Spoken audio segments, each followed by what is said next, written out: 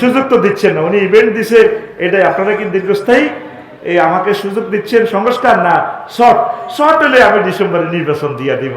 আটকা বাচ্চু এবার কিতা করবা আটকিবা। উনি খুবই ভদ্র মানুষ, অনেক ভদ্র মানুষ ডক্টর ইউনূস। আল্লাহ তুমি দেখতে পাচ্ছ, আমি তার পক্ষে বলছি না, অবসলিউটলি যেটা সত্য সেটা বলছি, বিশ্বাস করো। আমি আফসারিরা 1000 কোটি টাকা দিলেও আমি তোমার পক্ষে করতে না।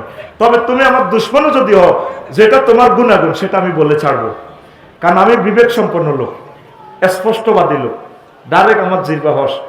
এখন আর আব্বা এর বিরুদ্ধে চললে আব্বার পক্ষে নেই, আব্বার গোষ্ঠী গিলে কি এর আব্বা, এতে কি এর আব্বা, কোরআনের বিরুদ্ধে হলে আব্বা বাপ। এটা আমার কোরআন শিখেছে, লাইসামি না হালি, সে তোমার আহাল নয়।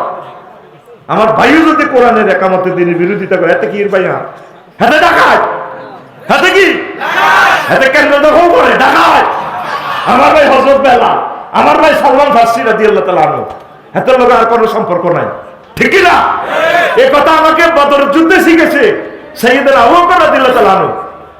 বদর যুদ্ধে বিজয়ের পর যখন আবু বকরে এই আব্দুর রহমানে এতে তো ওই ওই সবুজ আঙ্কেলের লগে আসতো আব্দুর রহমান, আবু বকর রহলা, ও আবু জাহল হানার লগে আব্বারে কয় কানে ধরে ধরি, আব্বা আমরা বদর যুদ্ধে হাঁস বাড়াইছিলাম, তরবারির নাগারে পাইছিলাম, মাইজদি মোহাম্মদিয়া হোটেলের ইয়ানো ডেকারটা ঢুকে দিতে চাইছিলাম, কিন্তু আর শরম লাগছে। আব্বা না আব্বা বান্দির হুত, তোরে যদি আয় তরবারির সামনে যদি বুঝতে তুই তোর কল্লা খুলিয়ে দিতাম, কারণ আমার আল্লাহ এবং রসুলের মহব্বত তোর ভালোবাসা তো গালে। আমরা সে আবু বকরের লোক, লিল্লাহি তাকবীর। আবু বকরের মতো ইমানদারের দরকার, বদরের মতো দরকার।